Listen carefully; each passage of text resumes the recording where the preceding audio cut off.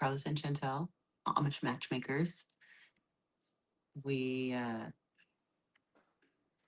help Amish singles find incredible godly spouses and um, also help create a legacy rooted in faith and freedom. And we also help them create epic marriages. That's right. It's kind of a progression. Cheers, like cheers, coffee, cheers. Bam. What's in your coffee? Salt, because we're on a keto run. Salt and creatine and Yes. Do you see our pretty tree in the background? Super blessed by that. My beautiful bride and daughter set that up last night. Feeling very festive in the festive mode today. All right. I think we are live as well on TikTok now. Looks like it. We're learning all these different platforms. Okay, good. We're just going to let it ride. I'm not sure what's going on, but TikTok is live too on our computer. And I'm going to just turn it over to you, boss. Just kidding. negative. So first of all, yeah, I don't mind. I always talk about my failures just so people know that, hey, I am, there's no doubt I'm a lion. I'm a driver. But I too, what happened this morning at 5:45 a.m.? So my alarm goes off and I'm like, open my eyes and the room is dark, which is not normal. Because normally Carlos gets up far earlier than I do. Yeah. And he always leaves the bathroom light on. So yeah. So I woke up to a dark room and realized he's still in bed. I was like, Yep. babe, did you sleep through your alarm? He sure did. I did. He was cuddled up nice and warm with me and the dog. Yeah, man. I was out. I remember kind of waking up this morning thinking the alarm's going to go off any minute now. And that's probably when it was going off. But so I get up and I look and I'm like, oh my gosh, we have our 5 a.m. call. I use it. My alarm set for 4:24 a.m. I slept right through it. However, it was going off, but it was not turned up. Enough. It was not turned up. I mean, You've been I having couldn't problems with that. I don't know what's going on. It might be that ringtone. I don't know. I got to look at the settings. I got to test it out. Test it out. Anyways, I was pretty sore though this morning. Still am. Still am tired. Like it's one of those days where it's like, oh, it's like from the workout Monday, I was cussing our coach because we do these devil press. That's what they're called because the devil invented them. So dramatic. Well, because burpees are bad enough, right? Burpees are bad enough, and then you add weight to a burpee. Golly, that thing is brutal. And by the time we got to that, it was like the third round. We were doing AMRAPs, and yeah, they were. By the time we got to that, I was Tell the already people exhausted. what an AMRAP is, Carlos. I don't know how to describe it. As many rounds as possible. Oh, geez, see? AMRAP. As many rounds as possible. I love acronyms. AMRAP. Just so you understand. So we did 3 different combinations of things, 3 different AMRAPs essentially, and we got a minute break in between. So it was, by the time we got to that one, it was the last set of exercises, and I only got through 4. And she did 6 minutes. I guess she did shorten it 7 minutes instead of 9. All the rest were 9 minutes. How do we get to where we can see? Oh, see comments right there. Thanks. Stay committed. Be consistent. Stay committed. Be committed. Stay committed. Be consistent. Thank you, Sheila. That was my talk this morning too. Sheila was up and going at 5:30, weren't you, Sheila? She does her talk at 5:30 while she's walking on the treadmill. It's pretty awesome. It's like a really good way to do a talk and be super hyper efficient because you're exercising, moving while you're talking. I like that kind of stuff. But anyways, all right. So then I get up and I'm like, well, what do I do? I was also missed a client connection that I had at 5:30. So I texted that client first and I'm like, well, I guess I'll just go live for 30 minutes. Why not? Just do it anyways. So it was an hour late. Yeah. So Chantel's, so anyways, the devil press. That's what I was talking about. What do they call the devil? What? Devil press. Is it devil press? No, I don't know. I don't know.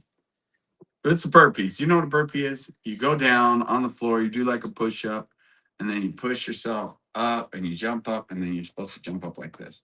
Well, so the devil press, I think it's devil press, is like you have weights as well. So I had been doing some weighted exercise stuff, and I wasn't there yet. I had the the barbells, is that right? Yeah, 2 weights, and it totaled 50 pounds, 25 each, which that's not very heavy. Usually I can do about 35 pounders. I usually do around 35, but it was heavy when it got to the double press because now you're doing a burpee, you're holding those weights, go down, do a push up, push yourself up, and then you got to swing those weights all the way up over your head. So it's a compound exercise combining a burpee and the dumbbell snatch. Dumbbell snatch, and in this case, I was doing more of a what's that thing where you do the rush kettlebell swing. It was like a kettlebell swing. That's what I was doing. So that's why my lower back and my legs. You were doing it wrong. And we were also one of the AMRAPs was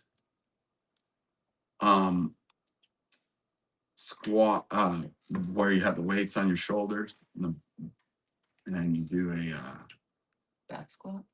Yeah, exactly. Like a lunge, excuse me, a lunge. We were doing lunges with that on your shoulders. So have another sip of coffee, babe. I know. Bottom line is, yeah, we're gonna go work out today. I tell you, I don't feel like it for sure. Have another cup of coffee. But this is real talk with Carlos. I didn't do the workout on Monday because I was still working on getting my back in recovery mode shape. But I am going today, so pray for me. Yeah, for real. Okay. One of the things we were talking about, which was perfect, the thing we're going to move into is commitment, faithfulness, consistency.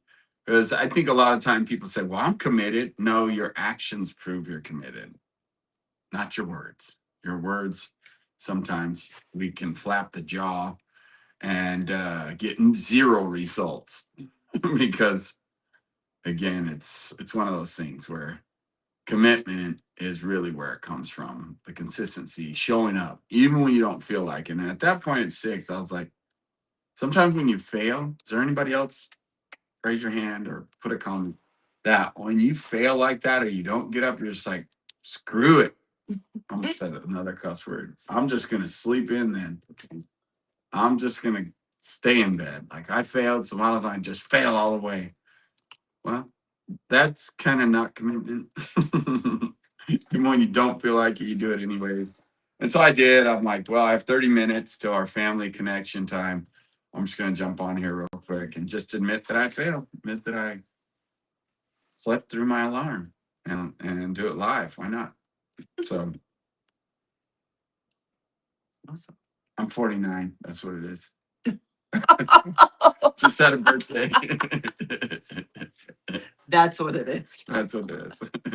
We could all make up all kinds of good excuses, right? So, welcome Facebook, welcome YouTube, welcome TikTokers. Oh, good. Let us know. Give us some comments. Give us some whatchamacallit. We can use age for so many different excuses. Yeah, we can. By the way, look at that beautiful tree back there. And look what's at the top. Look closely. It's not a star. It's a gnome. It's super cute. It really is. I love that. That was Chantel's idea. Well, I pulled out At a star. this star. Okay, so fun fact, we're not a huge like Christmas festive people. We have, gosh, we've fluctuated, with this whole thing, for 10 years now. Yeah. Because we've done years where we've celebrated Hanukkah. We've done years where we didn't do anything. What we as a family like to do is to go down to Mexico and be with the orphanage that we support down there. So that is, something that, and I will be doing that still. well, so I guess I'll tell about it. Yeah, do it. So, my family growing up, I was 5 years old when a tradition started in my family, and it was my parents came to us and said, "So, kids, we want to give you, we want to, propose something. Would you rather, would you rather do a normal traditional Christmas at home, have all your, normal presents, or would you like to go on vacation? We'll take a trip and everyone just gets one present and we spend time as a family." And we all voted for the trip down to Mexico. And so at the time we were living in Utah, and I just remember we had this big box trailer. It was wooden, but it was boxed and it was really high. So it probably had 6 feet sides all around. We loaded 3-wheelers up in it, and then we collected stuff from. See how you have the phone in that picture? That's what I was talking about. You see. Anyways, so we went around the neighborhood and said, "Hey, we're we're taking a trip down to Mexico, and we want to, bring things for people in need down there." And so we collected. We filled that trailer to the brim full of stuff, and we took our trip down to Mexico, San Felipe, to be specific. And so our first time down there, we rolled into town and it was nighttime, it was dark. And so we had planned on camping out in the desert for a couple of days before we actually went to the campsite near the beach in town. And so we went to dinner in town. And at this time, we had an old International Scout. For those of you who are vehicle people, you would know that it looks kind of like the old Bronco, but it's an International Scout diesel. And so, we were packed in that and we had this trailer. And so, we went to dinner and then we started heading out to the desert.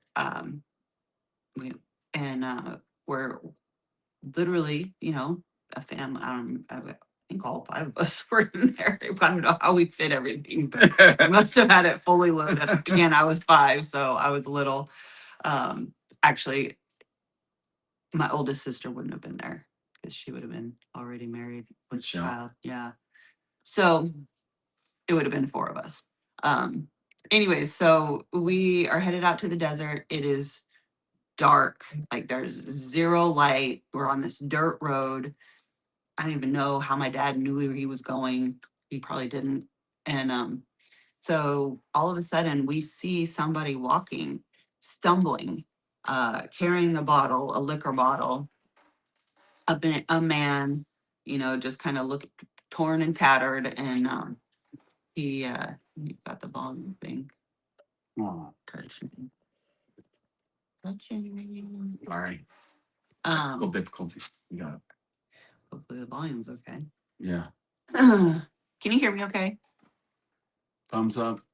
Let me know if you can hear me okay. Yeah. Sheila, can you hear me?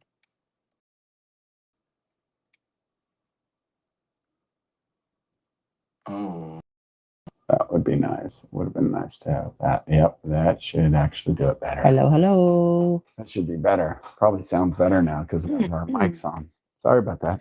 So, anyways, we're driving down this dirt road and we see this guy stumbling. Thanks, Joseph. Hey, Joseph. So the mics are better now. They sound louder and better. Okay, thanks.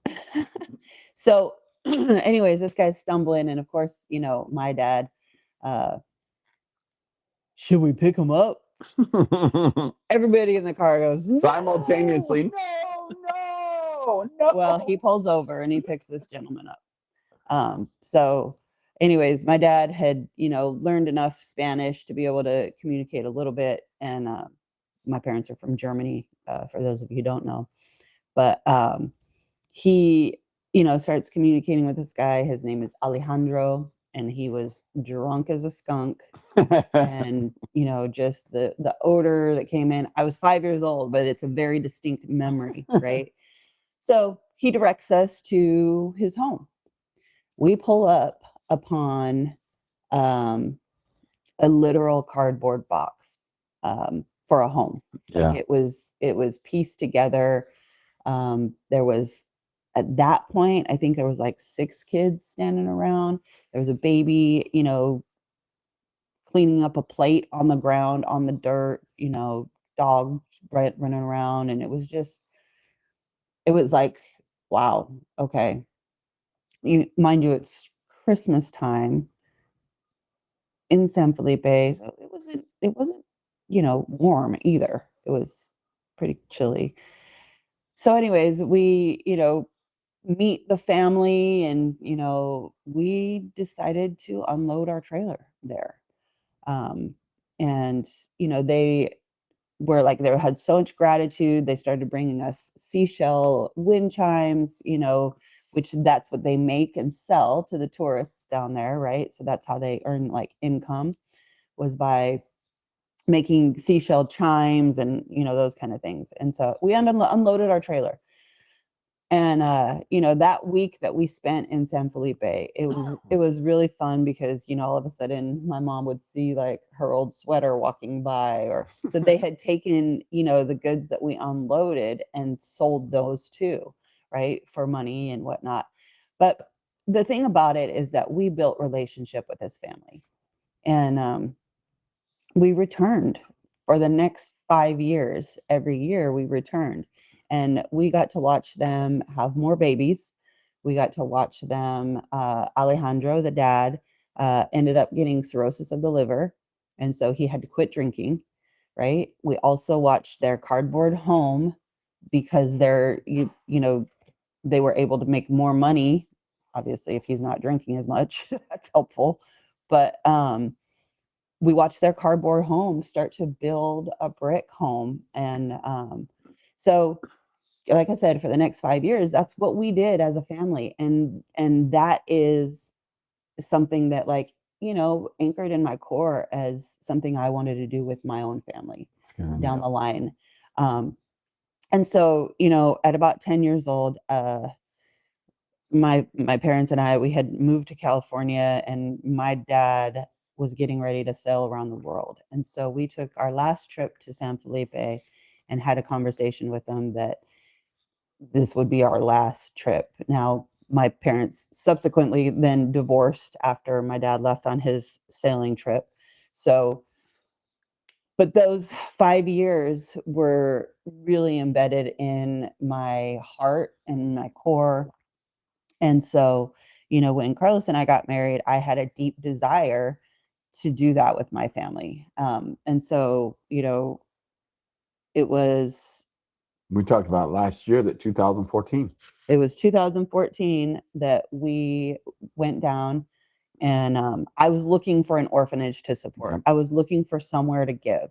Having worked in shelters, I understand, like, there's a difference between something that is well funded and something that is not, right? So I was calling around, I was asking around, and I called one place and I was like, what is your greatest need? And the response was cleaning products. I'm like, well, if cleaning products is your greatest need, you're well funded. Yeah, in Mexico, the orphanages are different. I mean, here in the States, we have foster care, we have some group homes and stuff, but way different. Like, the government funds it here in the States. Mhm. There in Mexico, the people fund it. The government gives them food. They But give them as far- subsidies. Yeah, and they help with medical stuff. But beyond that, paying the bills and stuff like that, it's real. Like, I just wanted to bring that up because we do have a lot of people that ask about that. yeah. So, so this trip that we took down to Mexico was my hunt, right? It was, okay, we're going to do this. We're going to find a place that we can give. And I was coming up empty-handed. And so, we still wanted to do that with our kids. We were like, okay, what are we going to do? If I don't have a place to give, like, where can I give? What can I do? And it's interesting because I want to make this point. Carlos is like, yeah, we should load up stuff from Costco and bring it down. That's right. Big plans. Let's go large or go home. And I was more of like, okay, well, if we do that, then we're also taking from that economy. Yeah, that was super smart. Right. So why don't we go down, support the stores down there, the business owners down there, buying goods to be able to distribute, And so while we didn't have a place to give to at that moment, what we did with our kids is we stayed at a place near Rosarito. A pastor from Calvary Chapel had a place that was Airbnb, and so we rented it from him, and it was on the front end of town, and there was a little store, just a little hut store right there. So our first stop was there, and Carlos and I. Yeah, I want you to tell the story, but I want to actually make sure everyone heard what she said. This is really important. We always try to do more in less time and maximize and be most efficient with everything that we do. And this was one way that Chantel was absolutely a genius when it came to maximizing our dollar bill, our $1 bill. And for every dollar that we were going to spend, how can we spend it efficiently? Because me, the big plan guy, it's like, oh, let's go get a bunch of stuff at Costco and go give it to. Well, I got to tell you that actually cripples the economy of Mexico. Why? Well, because those people then don't go shopping at the stores locally because we provided all this stuff. And by the way, unfortunately, the U.S. government does that a lot. They go in and give rice to the poor in third world countries and just, buy the truckloads of rice and beans and things to try to feed the poor. And then they forget about the local economy that's the only way they survive is if people buy rice from them. And it's over and over we've done it. And I think it was super wise of Chantel to be like, you know what? We're going to go bless the local economy, buy the stuff there with the local small mom and pop stores, and then go give it away. Mm-hmm. It was a super awesome thing. And by the way, that's exactly what we do now. Every time we go down there, if we're going to buy stuff for the orphanage, we buy it locally with the local markets to bless the local economy. Multi-dimensional things get done with that. So now I'll tell your story because we found a local little store and it was really a cool experience and it still has been ever since. Yeah. So what we did is we sat the kids down and we said, I want you to close your eyes and I want you to envision who you're going to bless. And when we went into the store, they shopped for their vision. Yeah. Okay. They shopped for, who God laid on their heart that they would be blessing. Hazel, obviously there was babies involved. So there was diapers, there was, formula and those kind of things. Mateo definitely had dogs. So he had dog food and it was like, just to see like their different heart and personality and love. And so we went into that and in these small stores, they're like as big as most of you in America. If you're watching in the US, most of your living rooms are as big as the store is. Mm-hmm. Definitely our living room was about the size of that store for sure. Maybe our living room's a little bigger actually. Our living room's bigger. But what I wanted to say is it's a really cool thing to go in there. And maybe I think we spent $1,000 at one of the stores. So we went to one first and kind of got our feet wet. Yep. Right. And then we were like, okay, but there's more. Yep. But what I wanted to say about that is like, it's amazing to be able to clear off all their shelves and buy them out. And you're just packing stuff on the counter and literally at some of these, at one of the stores, I think both of them, they were actually writing it out on a paper to add it up manually, right? They don't have a register, they don't have technology. Yeah. And so we're literally cleaning them out in a good way. And it's Christmas Day. This guy's like shocked, like, what are you guys doing? And he's happy. He's like, Merry Christmas. And that's what we're saying, you know, Feliz Navidad. And in our broken English, or broken Spanish, I should say, Yeah. we go on, tell the story, keep going. It's good. Yeah, so you know, again, we got our feet wet in the first store, and then the second one, we went up into the hills of Rosarito, you know, where like, you know, the homes are, the shacks are, and you Mhm. know, where it's not where all the expats live and all those beautiful homes. It's like the local, you know, lower income people. Yep. And so we found this little Poor, store. We for sure. on our way to there, we passed a dirt lot where some kids were playing soccer. And so, you know, we knew that that was what they were doing, you know, Christmas Day. But we went and we found this little spot that he's talking about, that we cleared out. And this guy was just like writing as fast as he could, you know, all the things that we were buying and adding it up. And he's just like, what are you doing? And then, you know, so when then we asked him, uh, who needs food? Who needs supplies? You know, do you know people around here? That we can And give to. It's Christmas. We want yeah, to give this away now. We bought it from you. We want to give it away. And that was the thing too. We were able to give them a tip. Like I think it was like $700, and we gave him like 900 or 1,000. Like we gave him extra. I remember that for sure. We gave him extra to bless him and tell him Merry Christmas. but so while we were in there, those kids who were playing soccer rolled in, and we had them get what you want. That's You right. know, go What do you want? get a snacks, get whatever, and Stuff to take home. so they did. And then it was funny because we were asking the store owner, you know, who we can give to, and he had pointed out, you know, described a couple of homes that, you know, and why, you know, somebody had just had a baby and the guy's out of work and those Yep. kind of things. So he had, you know, we can communicate enough in Spanish to get, you know, what No we need dinero, to, no and then of course trabajo. you know, Google Translate helps. Yes. But so we figured out a couple of key places that we could go and bless.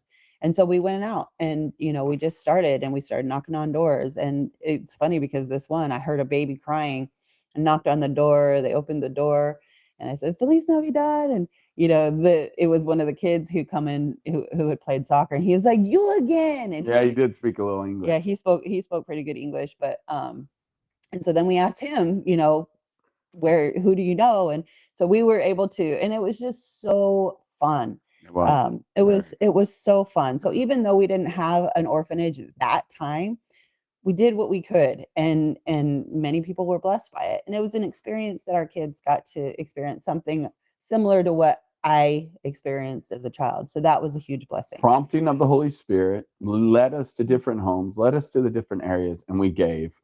We boosted the economy. We blessed the locals. And I remember even the one kid, remember he took the bags over to a homeless guy. That was super cool. There was a couple of homeless people squatting in a unfinished dwelling. Yeah. And Right. another thing that's crazy cool about Mexico is our dollar is worth 20 pesos there.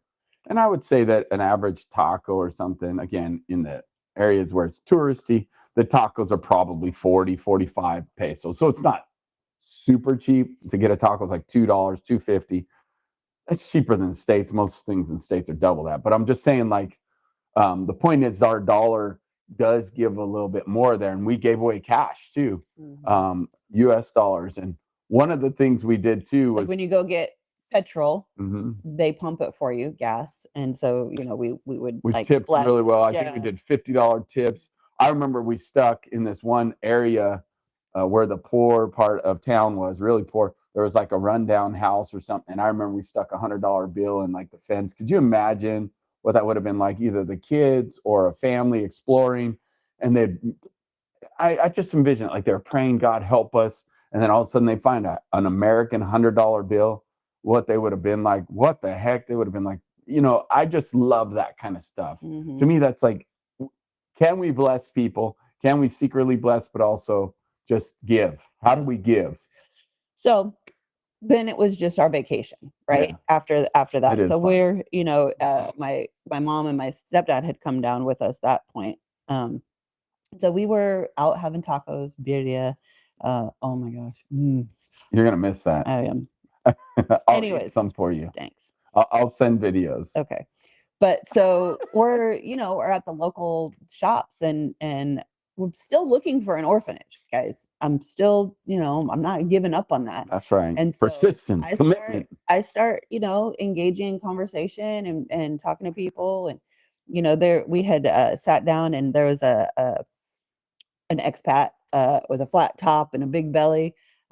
His name was Sarge. And Yeah, we see him every time we go back too. So we always were hear like, from built relationship with him. It's like, hey, do you know of any orphanages that we could, support down here? And he's like, I don't, because he had married a local girl there. He was like, I don't, but I know who does. And so he gave me a phone number Yep. to somebody whom I called, and she gave me the phone number to somebody else whom I called. And that person runs kind of a network for the different orphanages. It's called Hearts of Baja, which connects the different orphanages so that those that are well funded can also be a blessing to those that are not, which is really cool, super fun.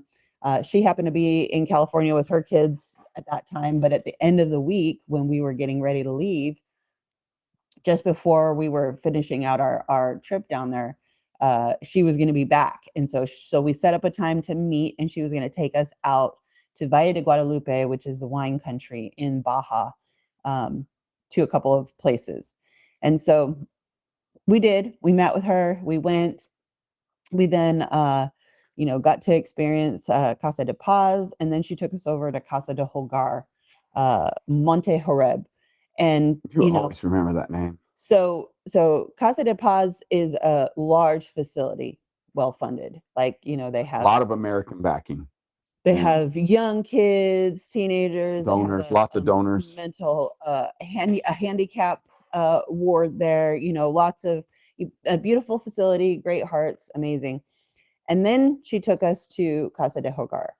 And at this point, oh my gosh, like driving to the place was gnarly. Like the road, I mean, you're talking about rivets and uneven. You didn't know if your axles were gonna make it. We felt like, where are we going? A little sketchy here. We're going out into the desert. So anyways, we pulled up to this, house basically.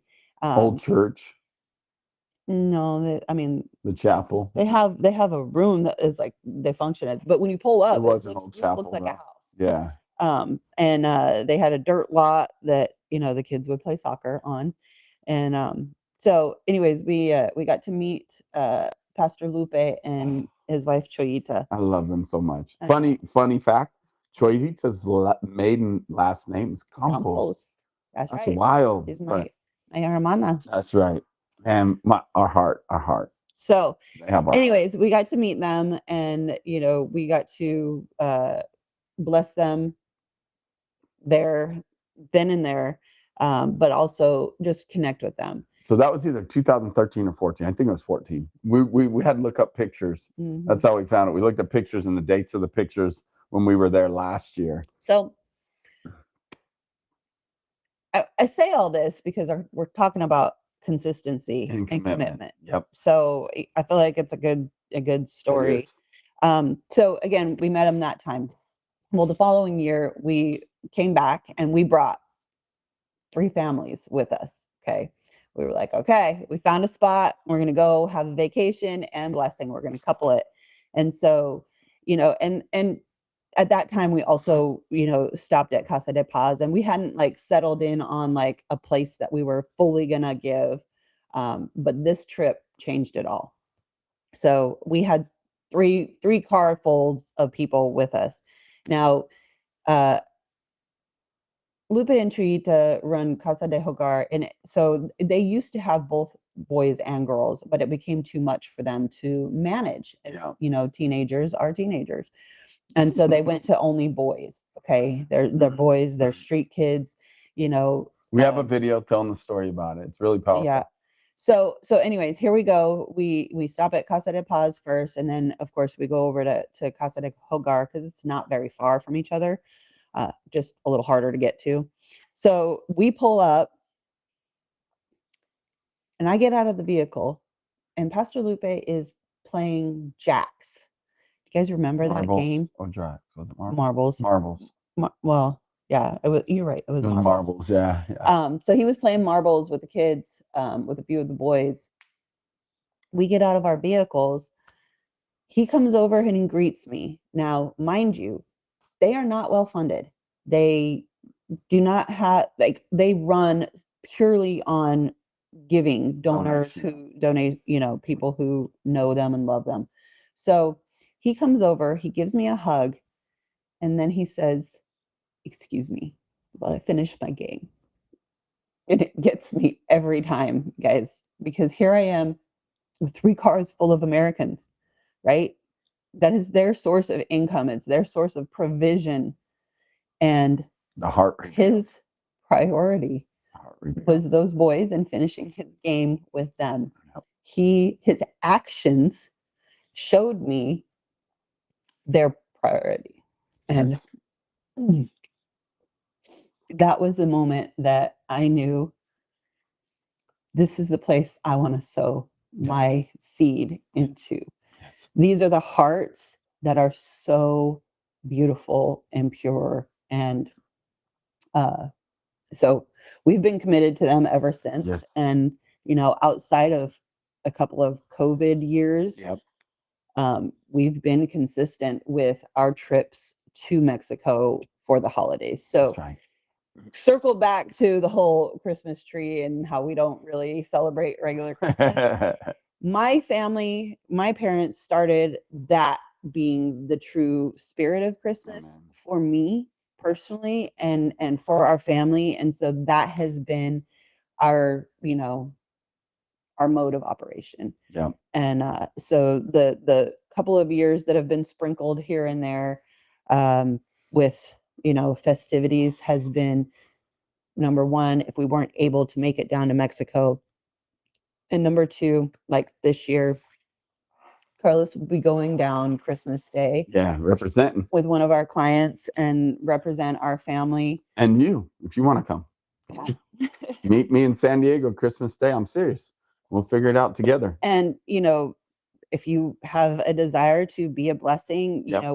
With financial, we also had set them up with a PayPal PayPal that link goes directly to their bank account. No middleman, Yeah. no fee. Well, there's fees through PayPal because when you send money internationally, even if you send it friends and family, they still charge you a fee. But still, there's no middleman or no, organization trying to, because they have to pay their bills. So if you had a desire to, be a part of that, we can get you that link. Please just let us know. But for me, I felt very strongly this year. My dad passed away in May, my stepdad.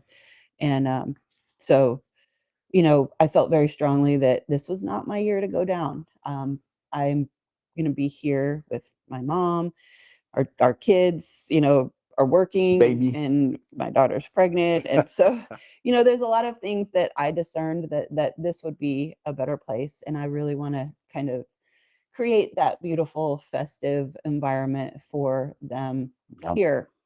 So we're going to divide and conquer this year. Yep. And we made that decision together We and did. support each other in our desires for that. So, And it is a beautiful thing to be able to do that, to know that I'm going to go to Mexico and practice my Spanish. And Chantel's going to stay here with mom and the baby and our kids and family and represent. And we both know that we're going to go out there and just love and bless during that week between Christmas and New Year's. And I do. It's time. Yeah. Time check. We can talk more about this even tomorrow when we come back on, because we're doing this every weekday. We're trying to get here about 7:30, 7:45 Eastern Standard Time. But so I just want to follow up with commitment, Yes. right? And That's good. consistency. And, it was a blessing last year when we were, I think Choyita was asking me for like pictures or something from like years past. And when we realized the time, oh my gosh, none of us. Right. I mean, we look back at the pictures and both Choyita's hair was dark. Now it's pure white. And you know what I mean? Like, it's like, oh my gosh. When you stop and kind of reflect, like, what a blessing that Yes. we've been a part of their lives for 16 years, No, 15, no, it's 14 years. 11 years. It was 10 years last year. So this year Okay. mark 11. Gotcha. It had been since 2014. We're in 25. So Right, this right. was So, but like, 2013, 2014, that's, somewhere in there. you know, it was It was a 10-year mark last year. And it we was were a like pretty shocked. We were like, profound- wait, 10 years? Yeah. Literally been doing this 10 years?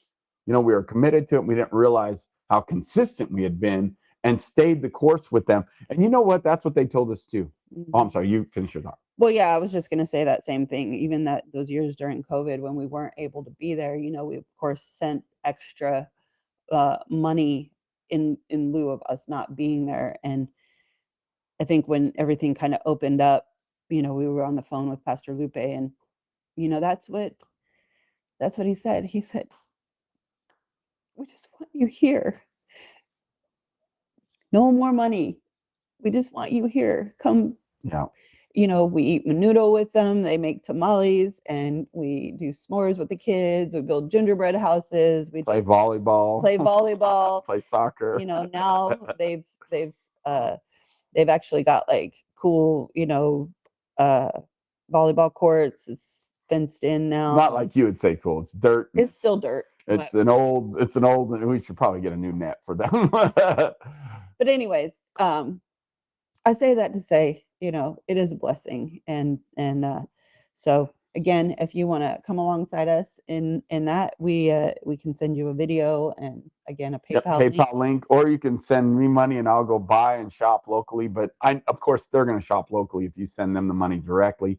But either way, we want to represent, or join me Christmas Day in San Diego. And head down to.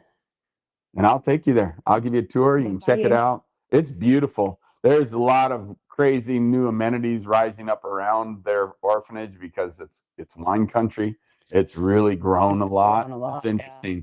A lot of Americans are starting to go down there. So while the wine country has grown, that region, it has also brought in a lot of riffraff as well. And so they've had to, you know, build a wall, add protection. So there's, you know, things change, right? Like everything. Yeah, the kids can come and go as they please. It's funny when you have to have security, or it's to keep people out, not keep the kids in. Yeah, it's really interesting. And they're, you know, Lupe and Trita are really good about making sure that the kids finish their studies, that they're a part of, you know, soccer programs. And they do their best to have continued education. Yeah, very important for them. It's a blessing what they're doing. Learning English, right, Yes. as a skill set. Yes, that's right. We had the English teacher last year. That's right. I forgot about that. How we had them talk about an English teacher. Anyways, we gotta go. Yep.